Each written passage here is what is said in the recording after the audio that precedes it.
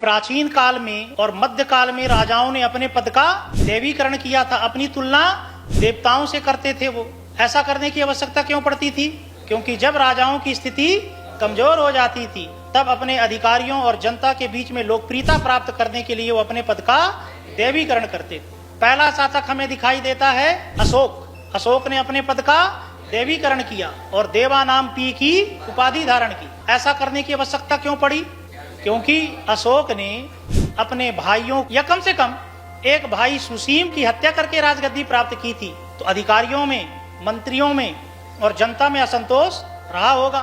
संभवतः इसलिए अशोक ने जनता के बीच में लोकप्रियता प्राप्त करने के लिए देवा नाम पी की उपाधि धारण की होगी कि मैं तो देवताओं का प्रिय राजा हूँ, मैं कभी कोई गलत काम नहीं कर सकता हूँ। उसी प्रकार आगे दिखाई देता है मौर्योत्तर काल में कुषाण वंश के राजा भारत में आए। ये विदेशी थे। कुषाण वंश का सबसे महत्वपूर्ण राजा हुआ कनिष्क।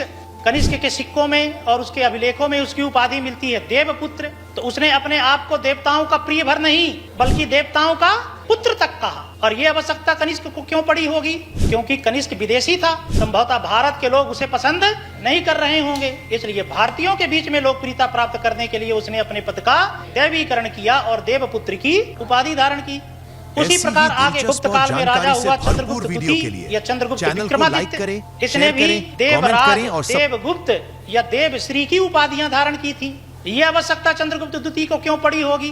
क्योंकि चंद्रगुप्त द्वितीय ने संभवतः अपने बड़े भाई रामगुप्त की हत्या करके राजगद्दी प्राप्त की थी, जिससे जनता में असंतोष रहा होगा, अधिकारियों में आक्रोश रहा होगा।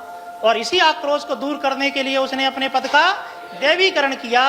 उसने ये भी नहीं कहा कि मैं देवताओं का प्रिय हूँ या देवताओं का पुत्र हूँ। उसने तो अपने आप को ही देवता कह दिया कि मैं ही देवगुप्त हूँ, देवश्री हूँ या देवराज हूँ। मध्यकाल में भी आप देखोगे कि तुर्क शासक भारत में हुआ बलबन।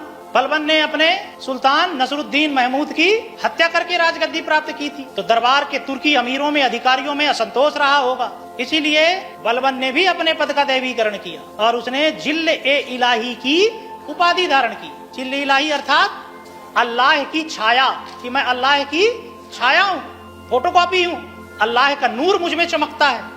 आगे मध्यकाल में दिखाई देता है दिल्ली का सुल्तान हुआ मोहम्मद बिन तुगलक। मोहम्मद बिन तुगलक ने कई योजनाएं अपनाई, कई नए नए प्रयोग किए, लेकिन उसकी सारी योजनाएं असफल रही। उसके सारे प्रयोग असफल रहे, जिससे लोगों में और अधिकारियों में असंतोष बढ़ा। इसी असंतोष को दूर करने के लिए मोहम्मद बिन तुगलक ने भी अपने पद का देवीकरण किया और उसने अपने सिक्कों में अल सुल्तान जिल्ल-ए-इलाही की उपाधि अंकित करवाई कि मैं भी अल्लाह की छाया हूँ, फोटोकॉपी हूँ।